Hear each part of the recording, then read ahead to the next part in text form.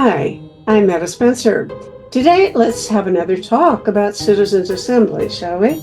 It happens to be my current obsession. I think that's the solution to just about all our political problems.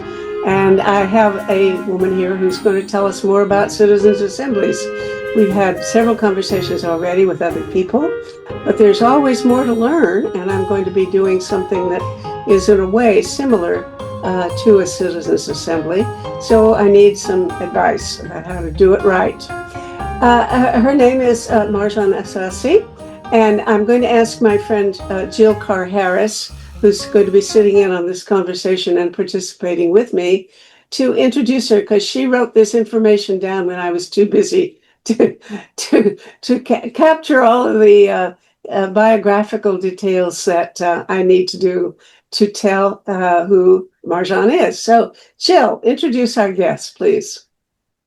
Good day, everybody. Marjan Hassassi, I think I've pronounced it correctly, Marjan? Hassassi is the executive director of the Federation of Innovation in Democracy, and it's a scene within the North American context.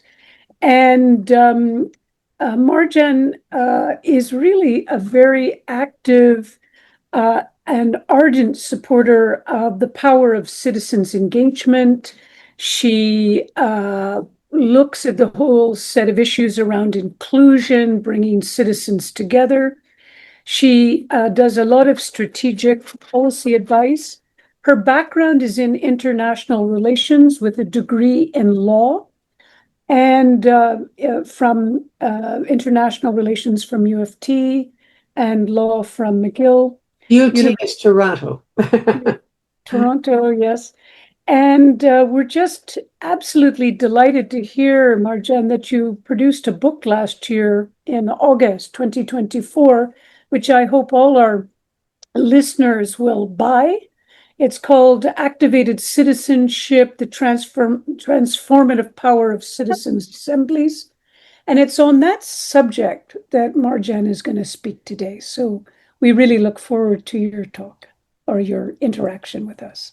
Thank you, Jill. Okay, Marjan, tell us more a little bit about you. I mean, I'm delighted to know that you and I both were at the University of Toronto, maybe at the same time, and although in different roles, and certainly I don't think we made any contact, but somehow you have found your way to a topic that I think is extremely important. How did that all come about? Tell us a little about your own trajectory.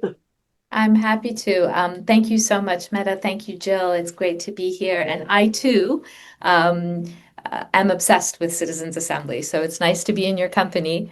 I also have to say that it's delightful to be speaking to you. I went to the University of Toronto for my undergraduate degree and then worked for a few years at Penn International, but the Canadian office, and then went to law school at McGill, as Jill mentioned, and then moved to the US to practice law. So I moved to New York City to be a litigator for a while.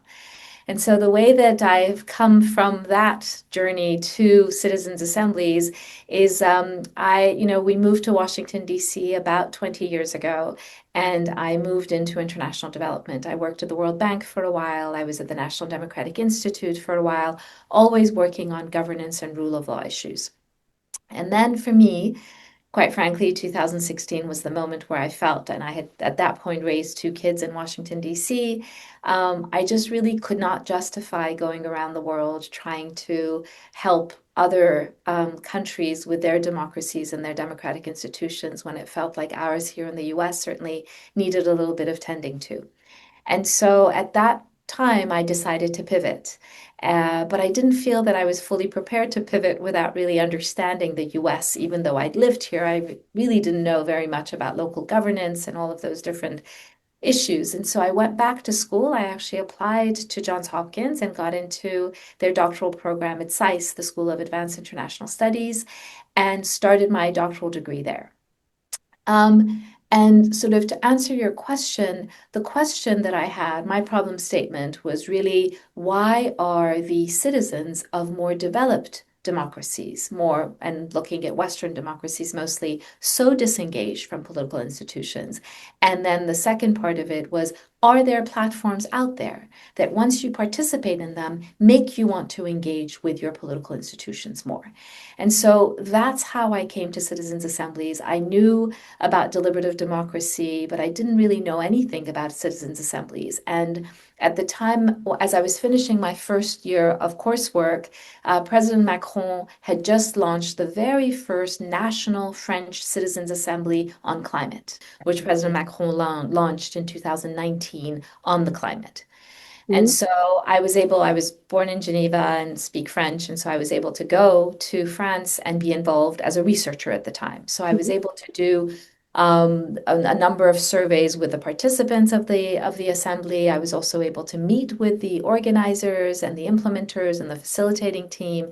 And so it just became this incredible experience of really being exposed to an assembly at the national level in France. And so then that led to more research, and I was able to go to Brussels, and I'm happy to talk about the case study that I followed there in the city of Brussels with the Parliament of Brussels, which was fascinating. And then actually came to Canada and followed the great work of Mass LBP. And I don't know if you're familiar with them, but if you haven't spoken to them, Yes.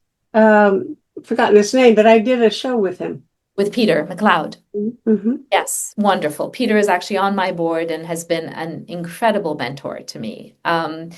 And so I followed a process in Canada and then wrote my thesis. And the thesis became a book, as Jill mentioned, and we published last year. And then I became more involved in Europe as a designer, as a guarantor on the oversight committee, advising different assemblies as I was really sort of my passion. And I think I'm a bit of a closet architect. I love process. I love design. And so I've really enjoyed sort of sitting back and thinking about best practices and what works as you think about sort of designing a citizens' assembly. And so last year we launched the organization that Jill mentioned, the Federation for Innovation in Democracy North America, FIDE North America. FIDE Europe is based in Brussels and is run by a wonderful team of colleagues that I've gotten to know over the past 5-6 years and since their inception.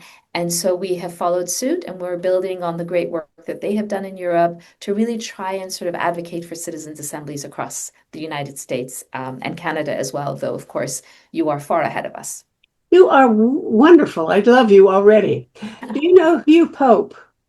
Yes. Yes, because I did an interview with Hugh Pope. I loved his book, or rather, it's his father's book. Father's book, yes. He took a year off to edit the book and publish it and promote it. Yes. And I think, that's the kind of son you want to have. Yes. He's Really a wonderful devoted. Yeah.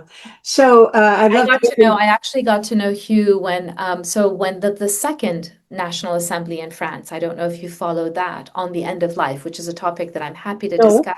No. A very, very complicated National Assembly with 185 French citizens over 9 weekends. And I was asked to be one of 4 international experts on that assembly. And Hugh was an observer. So I did get to see him. He came in and watched and observed the assembly several times. Well, okay, you are the lady whom I want to know really well. And let's just start with your book, because give us not just the punchline, but what your main observations were. Sure. So my book, which I actually have right here, and I do hope that you take a look at it. I'm happy to mail it to you if you're interested. But it's basically, as I said, it's really a collection of 4 case studies from the very first Citizens Assembly that we had in the US 2 years ago in the city of Petaluma, north of San Francisco, and 3 other case studies. And basically at the time, and this is kind of no longer really my lens has expanded quite a bit since we've launched FIDE, but at the time, as I mentioned to you, my problem statement was very much citizen focused.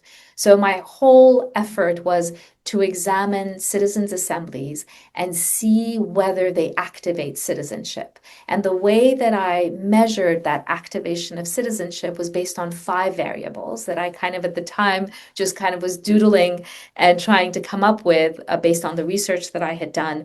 To be quite honest, I didn't feel that the measures that we use for internal and external efficacy, which is commonly used, were really sufficient for me. And so I created my own variables. And one of them was epistemic growth. So whether this intervention that you are participating in as a citizen is increasing your knowledge of the issue, your knowledge of government. Do you leave these types of processes feeling better informed as a citizen? And I do think that we have across countries, we have really we're not really taking this notion of an informed citizenry as seriously as I think we should. So the very first variable was the epistemic growth. The second variable is your sense of connectiveness. So are you feeling, as a result of this engagement, that you are more connected to people that you wouldn't otherwise be connected to? And obviously, with citizens' assemblies and the sortition process, you do sit and meet with people from neighborhoods and areas that you wouldn't otherwise be engaging with. So is there a sense of community that results as part of your participation? That was the second one. The third one that everybody really enjoys is the effervescence variable. And so I measure whether people are more excited.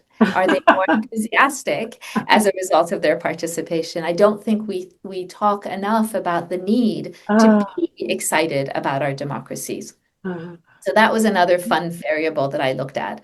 And then the fourth one was political engagement. Are you talking about politics more as a result of being a participant in a citizens' assembly? Are you reading the paper more?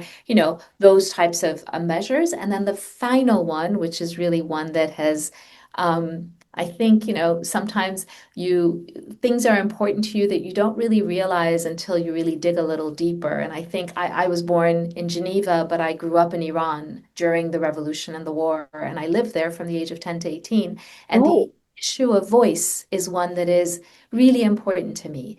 And so the fifth variable is consequential voice, meaning as a result of your participation in a citizens' assembly, do you actually feel like you have provided meaningful input in the sense that, does it matter? I live in Washington, and I talk about this in my book. I term it actually voice insecurity. I think that, many of us, even living in Western democracies, there's this sense that we have freedom of expression because I could sit at a corner of my neighborhood in Washington and say what's on my mind. I can often, write an article, but does my input really matter? When I go to a town hall or when I reach out to my representative, do they actually take my input?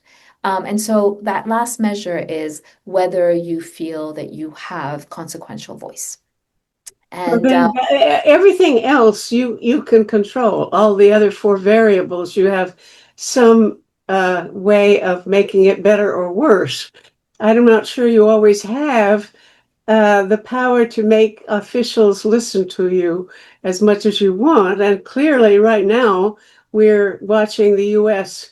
on the skids in that variable. People are, in fact, I'm not even sure it's true that you can sit there and talk freely without getting in trouble. You might, in fact, get in trouble for saying something that somebody whose name I will not utter dislikes. Yes. Anyway, I shouldn't distract you from that problem because I think it's, the problem. Now, tell me this. I'm jumping the gun with my question, but do you think that this is what's the problem in the U.S. with the population? My sense is that the reason people are going for Trump is that they are hopeless about democracy and of the kind that they're used to. And they don't know anything better except what else have you got? Well, dictatorship, let's go for that. Maybe that's not exactly their explicit way of thinking, but I kind of think that's the subliminal dynamic behind this trend. And it's just my theory. Do you concur? I do. I mean, I agree with you. We are actually just now producing a report on voice insecurity because people after the book have really asked, so what do you mean by this? And can you define it better? And so we're producing something that will be released by the end of the summer, early fall on voice and security. But I agree with you 100%. I mean, having said that, there are so many economic drivers of discontent, of course. You know, when I look at my own life in Washington for now 20 years, there is so much inequality, even in the capital of this country. You know, I remember raising my kids, and we were very lucky to have access to good schools. But in this city, hearing that when we had too much snow and the public schools were closed, that children didn't have access to food, and thinking to myself, how is this possible? And I know the resources. You know, this is a very resource-rich country. So I think that there are economic drivers of discontent. I think people are frustrated by those. Having said that, and this is where for me, it's very frustrating because I don't feel that our Democratic Party is really seizing on this opportunity. I agree with you. Part of the reason why people are voting for the other side is because they want change. And the other side does listen. The other side pretends that they will listen, pretends that they care. And I do think that there is an opportunity there to present other parties and other candidates to present as candidates for change as well. I mean, I often will say to friends here, I don't know if it's the same in Canada, but when you read articles, there's often a term that's being used called the pro-democracy movement. And I don't even know what that means because, frankly, in November, I agree with you. I think Americans said this democracy doesn't work for us. And so we're not very pro-democracy. So I know what pro-democracy means. I know that people, you know, it's probably still one that people would be more attracted to than other forms of government and governance. But I don't think that we know how to sell it well. And I don't think that we are willing to accept the fact that democracy, as it has been exercised, is not working for the people. Okay, this should be the end point of our conversation, not the beginning. So I diverted you from the spiel that you were giving about your five different, is it five variables or Yes. six? Okay, so tell us what I kept you from saying a minute ago. No. So the book really, I mean, the book specifically is a study of is a case study of four different assemblies, and you know, I do find, and again, I say this with a bit of a caveat because citizens' assemblies are not always designed and implemented well, but when they are designed and implemented in a thoughtful manner, each one of those variables will increase. And so you will have people who will leave a citizens' assembly that is well, whether it's at the local level or the national level, they will leave with certainly more information. They will feel more informed. They even, you know, there's lots of evidence that they appreciate that the sources of information that they were using before, which were in these bubbles, are sources that they no longer want to use. They appreciate the fact that they need to expose themselves to a diversity of materials and information because that's what we do at an assembly. And that was, for me, one of the real draws and attractions of an assembly is the learning phase.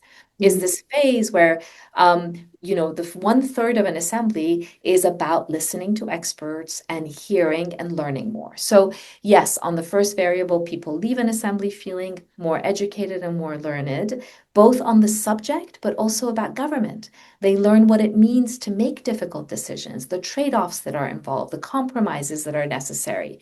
So that's a big deal. The second variable, of course, on the connectivity, that sense of community that emerges. I mean, I have now seen about 12 citizens' assemblies up close, and I've been involved in them. And that sense of community that emerges is absolutely fabulous. So on that front as well, when they're done well, you see that. And that's why we at FIDE really believe in in-person assemblies where people can come together and really get to know each other through the sessions. The third part, the excitement. I mean, the excitement that you see from people as a result of their participation, this sense of wonder that they have and the belief, this newfound belief and sense of what a democracy really needs to be and their place in it is phenomenal. They become more politically active. And then finally, consequential voice. I mean, I'll just give you an anecdote, but at the end of the French Assembly on the climate, of the 150 people who were members, they not only left feeling more energized and wanting to be more politically involved, but they actually, about 10 or 12 of them, ran their own campaigns to become mayors in their cities. Wow. That is how activated they felt. Mm. So on all of those fronts, and I am, as I said, much like you, I'm also obsessed with assemblies because I do see them. I mean, I don't think they're the answer to everything, and I'm happy to talk about that. Mhm. But I think where they can help sort of create a process for us to come to some decisions around difficult public problems, I do think that they can have a formidable place and play a formidable. Okay, well, you didn't surprise me a bit. I expected to say you to say that, and so let's take it as given that Mhm. most of these things are really productive and good for everybody. Although now, have you ever encountered a citizens assembly that was a flop, that went wrong, or that where you have can we learn something from somebody's mistakes? What's the worst thing that can happen? So, I mean, I think a lot of things. For me, different people will say different things to you. I think for me, the worst thing that can happen is that the assembly members leave and they feel like you have wasted their time and that they don't have consequential voice, and that it, as a result, it backfires and it actually ends up hurting our desire for democratic governance even more. So I will tell you that, we have very strict requirements at FIDE. We define an assembly in a very, I mean, sometimes I'm called a purist, but I do believe, because of what you're saying, that we really need to have a formula that will help us ensure that the assembly process is actually positive. And so the few things that I will say is it is very important for us that every assembly is mandated by a government body. So from the very beginning, we will Oh, only Yes, we will only work with assemblies. Now, I have colleagues who work at assemblies at the grassroots level. But in my view, and this is where, I often will say, it all depends on the problem that you're trying to solve. So if the problem that you're trying to solve, which is my problem that I'm trying to solve, and I'm going to spend the next several years of my life trying to solve, is the relationship between citizens and the state. I think that is where the real problem is. I don't think the real problem is that citizens don't have a place to provide input. It's that they want their input to matter. They want their input to be considered by government and to get a response. That doesn't mean that their proposals have to be binding, but it does mean that they want government to consider what they are suggesting. So the very first ingredient for me for a successful citizens assembly is that there is a body of government that has a public problem and they want input from their residents. So that is number one. okay. Now I hate to interrupt you, No, but no, go ahead. that's where a big anxiety for me arises because what we're going to try to do is independent volunteer on our own kinds of approximating a citizens assembly. I will not, since I don't have a sampling frame, I don't have the phone number of everybody in Canada. I can't do a sampling, and so it won't be sortition. It'll be volunteer. And there is certainly nobody in the government that's going to be mandating our activity. But for years now, I've been holding conversations with people. Like yesterday, I did an all-day or 2-hour monthly conversation at Global Town Hall, where people from Africa came in and other people talked about AI and all kinds of topics arose. And these people over time, some of the same people come back time after time, and there is a sense of community. They have come to know each other. They help each other. I just got a guy called me, what's the email address of so and so because I want to propose something to him, and so on. So Right. there is a sense of community and friendship that develops there, but in no way have we any immediate impact into government. My theory was that you can't just my ultimate goal would be a UN Parliamentary Assembly comprising just individuals rather than states, because we have the General Assembly representing states. I think we need to have a House representing the people, and I would love to see it composed of individual citizens from the global population selected by sortition. But of course, you're not going to get that right away. And I am working with the assumption or a theory that it relates to what happened in Poland. When the Poles wanted to get control, Mhm. Solidarity, did things independently Mhm. and went around the government. They printed their own postage stamps, and the postage people, the post office people, honored them and delivered the mail that they did. They did things like hold universities in their own living rooms, as and so on. They went around the official government, and until it became so apparent that what they were doing was so much better than what the government was able to do, that the Mhm. government said, okay, I give up. Here's the keys. You take over, Mhm. basically. And my notion is that that's the way to get there, that we can independently hold citizens' assemblies, show that they make good decisions, better decisions than Congress does or Parliament does, Congress at least. I don't know about who's Parliament, but that if we can demonstrate that citizens' assemblies actually have a significantly good effect, then I think then we can say we want governments to pay attention, but I don't think it's going to happen right away. But you have just thrown cold water on my approach. So let's figure it out. Sure. I mean, let me just several things. One, I just because I do things a certain way and we have a very strict definition doesn't mean that you should not do other things. I mean, there is no question that we need to bring people together to talk about issues that they are really struggling with right now, right? I mean, I'm curious to hear what the issue is that you're going to be discussing. We're So going to be that's one. discussing AI. Okay, oh, AI. Okay.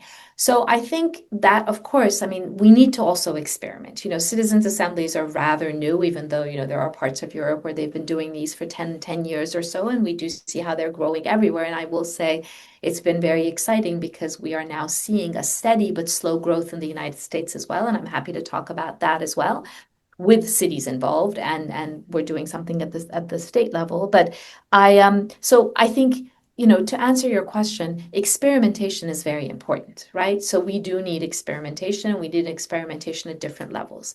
I would just ask you, as you embark on this, to really think about what is the impact that you're looking for, right? And to be really clear with the members that you're bringing on to do this exercise with you so that they understand that there is no government body that is going to respond to them, that this is really something that's very much grassroots, right? I mean, I don't know if you saw this, but I had a piece in the Boston Globe a few weeks ago that was Oh, I about think that's how I got to you. Oh, Yeah. was it? Okay, it was about a national people's basically pillar.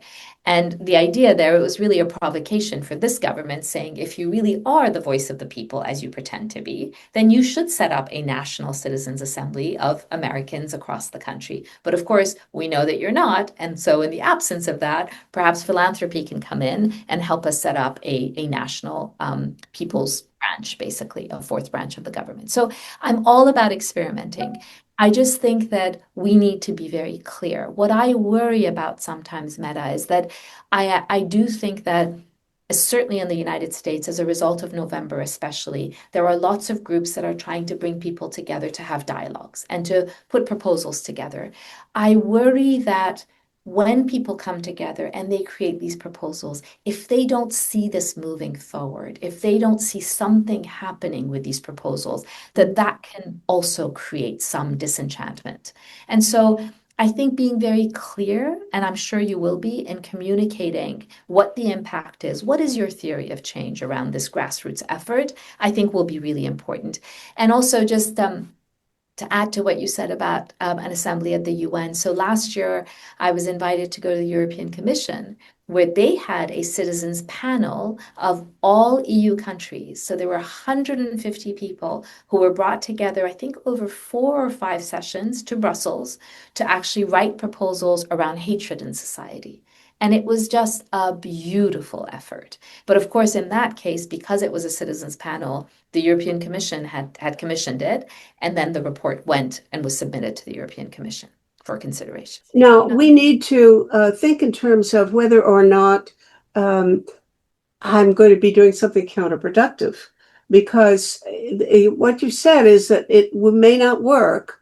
And of course, I know it may not work anyway, but I want to figure out how best to go about what I intend to do, and maybe we're at the stage of planning right now, so we can redesign anything. But what we were planning to do is we are on Substack, and this Substack, our show right now will go to about 9,000 computers around the world through Substack. They send it to emails that we give them. And not everybody watches it, obviously, but there are two stages of membership. You can be a Substack free subscriber, or you can be a paid subscriber. And we want to have the paid subscribers have a motivation to pay, people to have the paid motivation. And so this will be open to paid subscribers, that they will be allowed to enroll in this project, where for 1 month, it'll all be within 1 month, and every Monday or Wednesday or whatever of that month, there'll be 4 meetings, one each week. And we need to get a competent person to be the moderator. I'm not quite sure how you go about doing that. We need to prepare information, preparatory readings, or essays or videos for people to watch before each meeting. And we need to plan some way of compiling the opinions that people reach at the conclusion, and then we will find ways to try to publicize that. Those, I think, are the main ones. Jill is involved in planning that, and Jill, maybe you should speak up and see whether I've described it so far. Yeah, I think we wanted to create these critical inquiry groups to sort of get people into a citizens engagement process, but with the goal of getting them to think of where they want to go on dealing with these very difficult problems. So to be a little solution focused. And it's a very short time, so we wanted to trial it, 4 meetings, each 1 hour, each week for 1 month is very short, but I think it's a very good beginning to do that,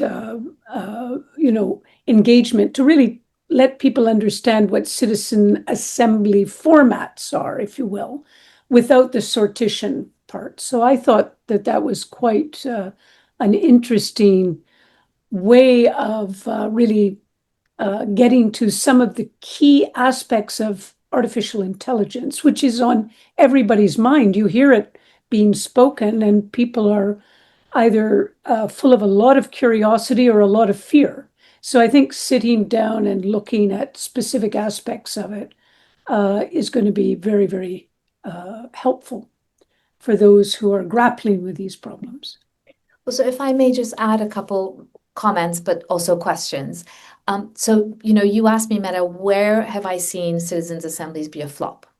And one of my biggest concerns, and I've seen this, and I'm not going to name names, but I've seen assemblies, and this is why Mass LBP, I think, is probably one of the most professional, certainly in North America, the most professional implementer that I know of citizens' assemblies. And part of what I absolutely admire in the work that Mass does is their final reports. So I would encourage you to take a look at some of the final reports that they've produced on their website, because one of the keys to a successful assembly, in my view, and what makes it, right, distinguishes it from other community engagement efforts, is the proposals, is how well justified are they? How well actionable are they? How cohesive are they? How well developed are they? Because otherwise you're talking about other engagement processes where, I go in and I say yay to this or nay to that. So I would encourage you to look at that. So I'm happy to think through the design of your Wonderful. community conversation. I also would suggest not to call it a citizens assembly, and to call it either We aren't. something like that, because I do think that it's becoming a little bit confusing. And Jill, you can also reach out to me. We have some documents that might be helpful in terms of the elements and the key components of assemblies that I would be happy to send you. We put out a document, kind of a definition of citizens assemblies last year, FIDE did, and I'm happy to share that with you. So The other piece that I would encourage you to think about is what we refer to as either the remit or the mandate, which is generally the question that we ask assembly members to respond to. And this is very specifically narrow, because we do not ask assembly members. So when assembly members get the letter that you were mentioning, Meta, the sortition letter that we send out to 15,000 or to 10,000 people, it has the question that we're asking them to come and respond to. So it's not a broad kind of come and talk about housing affordability. Yes. It's not, we want to hear your thoughts about homelessness. It's a very specific question. And the reason for that is we very carefully design and curate those sessions so that they learn about that topic. And then they start thinking about proposals that are really well defined around that topic. And so, and that's the other piece, right, about an assembly, is that we're not asking people to come in and give you their opinion about things. So it's not like deliberative polling. We are asking them to write proposals together and then come to some kind of a rough consensus, we say, around which proposals should be included in the final report. And so all of these things take quite a bit of time. Sure. Okay, and they consult. They don't just share their own information, but they bring in, or we prepare for them, experts and sources of information that are already thought through. Now, the question there, my question is, I want to make sure that we're not regarded as loading, stacking the deck, or predetermining the outcome by the material that we ask them to read or to watch, or the experts that we invite. So I don't know how to overcome that without, well, I mean, there are problems in the other direction, having it look like a dog's breakfast of anybody coming in and not necessarily picking the people who are the smartest or have the best ideas. How do we choose, and how would you normally select the person who's going to be the moderator or the host, or whatever you call it, the chair of the meeting each time? I presume it's the same person throughout the whole series. And how do we find the right person, and what do we tell that person to do to make sure that they're playing by the rules? What are the rules for that person? So that kind of consideration, making sure that we structure the conversation so as to have a good debate, if possible. And then, of course, the materials and the people and the experts that we bring in. We want the members to have some say over this, of course. But at the same time, I don't think we can expect them to come in with a whole list of brilliant articles that they're ready to have us prescribe. So there's that. And there's one other thing that I forgot to mention, which is we'll have 4 different sessions in 1 month. But the fourth one will be like this, an open broadcast through to our 9,000 subscribers. And Hugh Pope disliked that idea of having anything public. He thought that anything like a citizens' assembly had to be private the whole time, and that it would be a bad idea. But I think I know people who would love to have their say-so be publicized, and I hope that those are the people who sign up and want to be in on the thing. Anyway, there are a number of questions there for you to answer for me. Sure, I'm happy to. So I would just say, well, how many people are you going to engage for this process? As many as sign up, and I don't expect to have more than 5 to 10 per, for one series, which would mean that, maybe 4 or 5 would show up each time. Okay. So 5 to 10 people in total as part of your assembly. Well, if we get 20, we could do it, but it's not a good idea. To have a conversation, I held one yesterday with 17 people who showed up. that's a lot, frankly. Right. I mean, your capabilities and your ability to have more people is one thing. I will just say to you, because you're asking me to speak about citizens' assemblies and the standards that we usually have, that we often will say anything under than 40 people cannot really be representative of a topic and an area. So, and there are academics who will say nothing below 100 can actually be truly representative. So And we that's are not, we cannot pretend to be representative of anything. right, right. So I'm just saying, like, even the proposals that you will receive based on 5, 10 people who are self-selected will be very skewed one way or another, Yes. depending on your audience. So just something for you to think about, which I'm sure And you're not only am I thinking of it that way, there's another concern that I'm sure you've thought about, which is the groupthink dynamic. Yes. That I have to, I don't know how to, I sort of know what to do to prevent that if I had a huge group, but I don't know how to prevent it with 4 or 5 people. Right. I mean, it's hard, and I'm happy to have another conversation with you or Jill if it would be helpful. But let me just take a few, because I also look at our time and we have about 9 more minutes. And I'm sorry, I have another call right after this that I can't be late for. But so on the curation of evidence, as we call it, you said, how do we have, the right documents or the right presenters to speak? Usually, and we talk about this in terms of the curation of the evidence, the experts that you are going to ask to speak and address your group generally fall within 3 buckets. One are academics that we invite for their objectivity, right? They are meant to speak about the subject with 0 bias. And is that always the case? No. I've been to assemblies where our academics kind of are obviously kind of promoting a certain position. That's not right. That should not be the case. Academics should be brought in for their neutral and unbiased views. So that's one bucket of people. The other one is generally stakeholders. So community organizations that are working on this topic, right? You bring them and they could represent different views. The idea there is to give your assembly members a different perspective and different range of perspectives from people who are working in the community on these issues. And then the third one, which is always very interesting, is people with lived experience. So people who have had positive experiences and people who've had negative experiences with the subject on a very personal level. So generally, when we think about the kind of the design of an assembly, that's what we're trying to get to people. We also, but again, this kind of applies to the way that we do assemblies.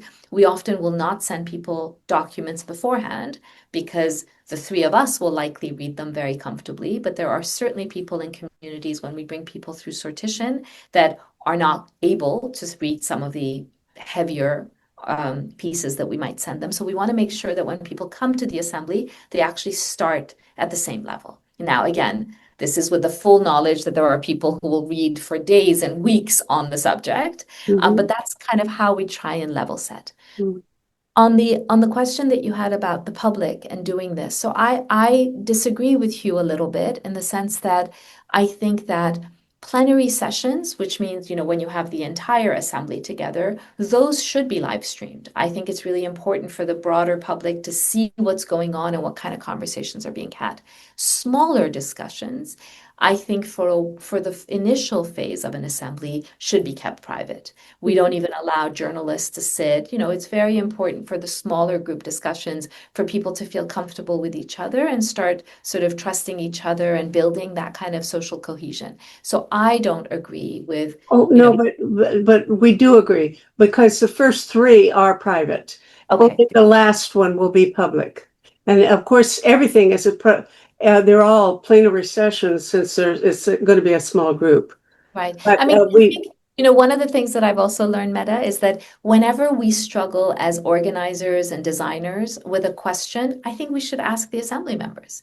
I think you should maybe, in the first session or the second session, ask them, would you like this to be open to the public? Or is there a preference that the last session not be public? And I think, to me, and I write about this in my book, if you ever pick it up in chapter 7, I think that as we are testing and experimenting with assemblies, I think it's time for us to cede more actual decision-making power to the assembly members. Mhm. Sometimes I feel that there's an element of tokenism. We bring people together through sortition, and then we tell them what they have to learn, and we tell them all these things, as opposed to saying, we have a governance committee. We'd like you to be a part of the governance committee. Come and tell us. I mean, you could do, for your creation of evidence, you could actually have a couple of your assembly members review the list of experts and say, yes, no, we're missing this, we're not missing that. And so that could be an interesting way to also add, I think, some legitimacy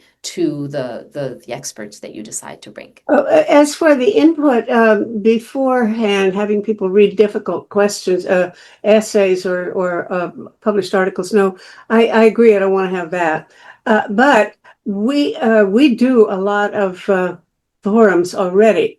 So the thing is, not only do I have previous forums on the subject, and we will have at least one high level person before we host these the series, but we will have at least one forum and probably others that we can use as input, YouTube things.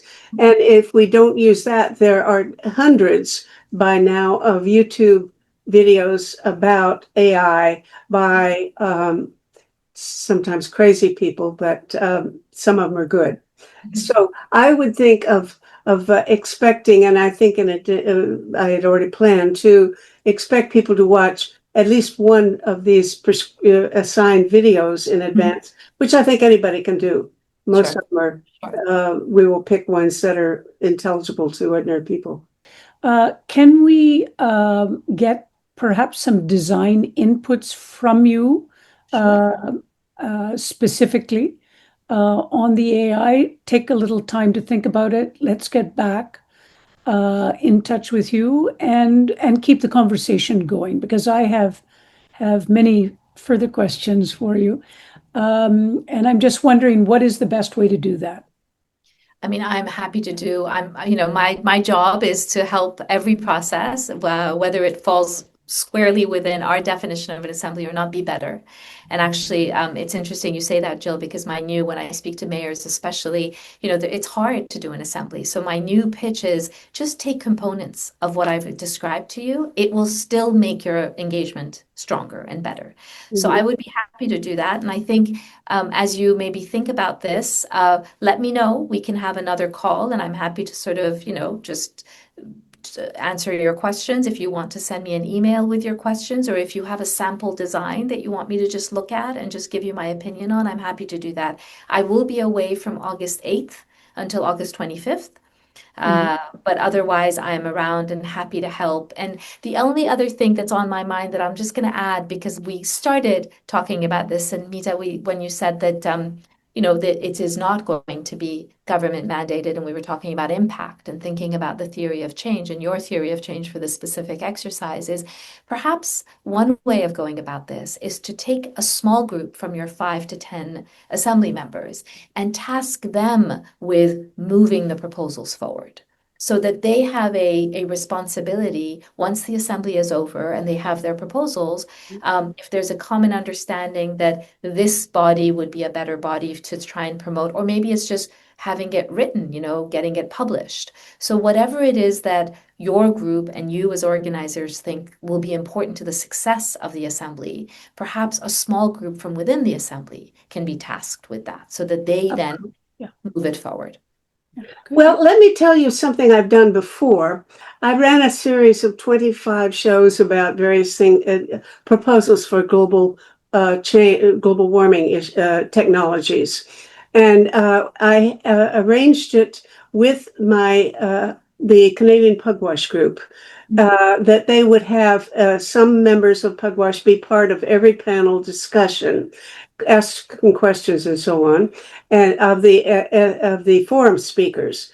This was not anything like a citizens' assembly. It was just experts and others from the Pugwash group. Then at the end, the Pugwash people got together and wrote their own proposal based on, theoretically at least, it was based on the series of of 25 conversations that they had been party to. And then they sent that to the Minister of Environment and Climate of the Canadian government. And he did pay attention, or they have paid some attention, maybe not as much as we want. But having the participation and the sponsorship, so to speak, of the Canadian Pugwash group, and of course, Pugwash is a Nobel Peace Laureate, which used to make some difference, doesn't much anymore. But that can get attention of government that we wouldn't be able to if I just sent in my own report based on, which I did. I wrote a report on the conclusions of these different experts, but it was the report by Pugwash that I think got attention. Perhaps we should try something like that this time with a sponsorship of another organization that has political clout. I think that's a great idea. I'm sorry, I've got to run. This was absolutely lovely. I really enjoyed meeting both of you, and it's a thrill to have more advocates of Citizens Assembly. So please don't be shy and be in touch. Okay. And I'm happy to help however I can. Okay, thank you so much. We'll be back in touch with you, Martha. Okay. Definitely. Bye-bye. Bye-bye. Thank you. Jill, stay with me because I think we Yes, have a few sure. minutes that we can Sure. talk for the benefit of our other listeners. I am a little bit concerned that she was so generous with her promise of time to us, because I think it would be a bit much for us to send this out and say that doesn't mean that every NGO that receives our video here is also welcome to ask for her time.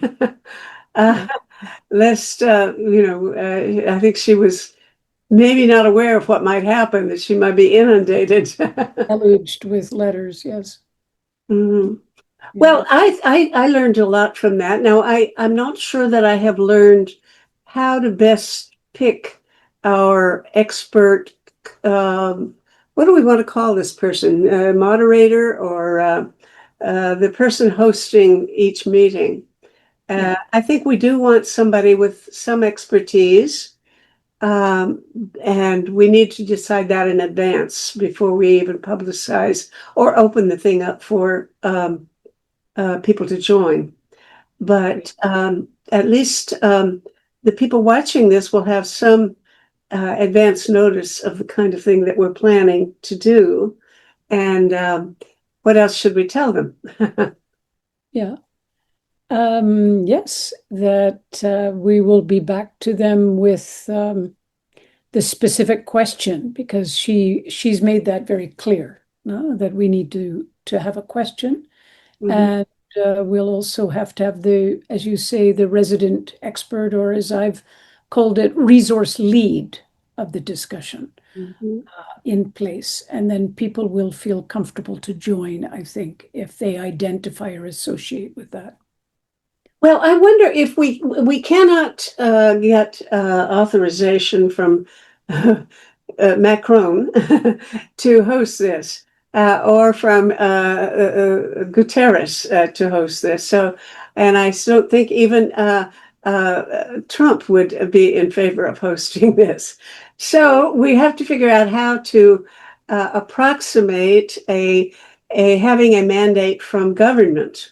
And we don't have a good way of doing that. But I wonder if there is already some body that has been constituted by governments to look into the risks of AI and already begin to work on developing ways of minimizing the risks. If so, perhaps we could approach that group and say, can we have an arrangement where you will pay attention to the outcome of our deliberations? Very, very good idea, Meta, yes. I think so very important. I don't know of such a body, but I bet you there is one, or there probably are already a number of them that have some legal or authoritative connection with governance. a Mhm. government or several governments or the UN, or maybe even, I'm going to be talking to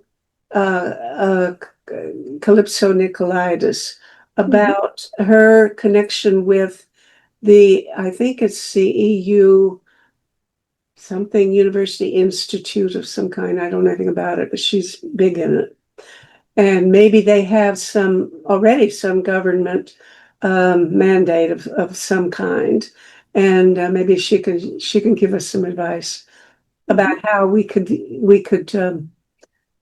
make a approximation to give some weight to what we're doing, that the Mhm. outcome should go someplace where it might make a difference. Absolutely. Uh-huh. Do you know of such a body of people in Canada through your various forums that I doubt that there is one in Canada. Uh, well, some of the people that we want to invite to be expert testifiers testimony one would be Joshua Bengio, NGO, and he's at McGill? uh, I don't remember. I think it's McGill University. I'm not sure. I think it may not be. I think it's a French one, Okay. French university. But at any rate, we can. Or University of Montreal, perhaps? Yeah, probably. Yeah. So let's see if I can get a conversation with him. And he is very worried, and he is doing a project, or has actually or completed a project, and is going to be doing something more to build technological breaks to put into the system that we can require all AI systems to follow, so they don't have the authority to go ahead and make fatal decisions that involve human beings. So some regulation can be put into place, absolutely. Hope that the audience will continue to walk with us in trying to get this. Let me say my fantasy right now Sure. about how, in the interim, to possibly help reduce the risk of AI. AI is going to be authorized to make decisions independently. That's, in fact, the whole point.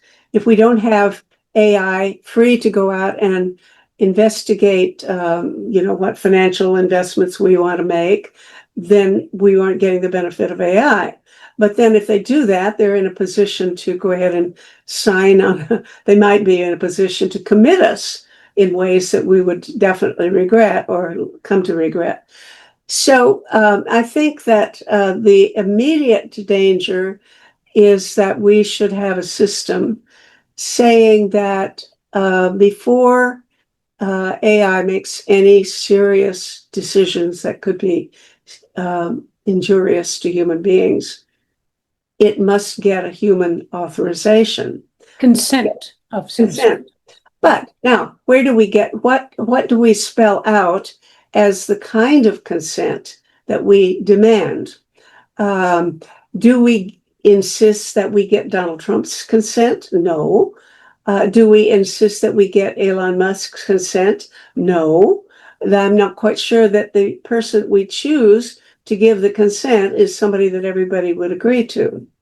So my notion is that we have a citizens' assembly, really with sortition, representing a real body of human beings, and fairly representative, or doing our best to be really representative of a cross-section of human beings, and that every serious decision made by any AI must get approval from that body, so that in the short term, and this probably is not a solution for very long, because generative AI, that is super intelligence, is going to be so smart that human beings are not going to be capable of even assessing the wisdom of what they are doing. But for the time being, human beings still have enough sense to say, this sounds dangerous to me. I think we should say no. Mhm. And so I think for the foreseeable, meaning maybe for the next year or two, we should have a system built in requiring AI to consult and get the consent of a truly representative citizens assembly, representative of the entire human population. That's not out of the question to do. It can be drawn. People have cell phones and so on. So it's entirely possible to get a group of people together to discuss things online and consider proposals put to them by an AI platform. So that would be my short-term recommendation for how to reduce the risk immediately of serious dangers to humankind. I would just add to that, Meta, that I think like a small claims court, sortition and citizens' assemblies would be very good. In terms of larger issues related to AI, I think we have to see that not only is the United Nations, EU, and various governments working on it, but they're really setting up all sorts of new mechanisms. So that has to be taken into account for larger issues. But I agree with you on smaller concerns that people have. They should be able to refer it immediately, so they don't feel a loss of control on their finances, on their health care, on their consumer issues. I think that would be a very, very good start. And from that, we could build. I think we need to start somewhere. It's true, but it's not just individual issues. I mean, it could be my health, but it could also be that AI recommends some policy about doing away with USAID, for example, or changing the World Health Organization, or who knows what. They could make important decisions that involve everybody, and that we are not now in a position to have any organ in any agency that can reflect on. Small claims court is well and good for personal things, but we need a more authoritative source of feedback into the system, more than feedback, actual control of some kind, I think. And that would be my notion of how to protect ourselves in at least the short term. Beyond that, when we get super intelligence where they're 1,000 times smarter than human beings, we're in a different game completely, which Well, we'll might keep be these 2 or 3 years from now, who distinctions. knows? I think we need to keep these distinctions in mind as we go forward, but it just strikes me we've got to prove that citizens' assemblies really work, and good to do it on a small scale and then expand its purpose and use. Okay, we're working on it, and everybody pay attention because we're coming at you. We're going to offer this thing pretty soon. And thank you very much. All right, thanks. And see you later, dear. Bye.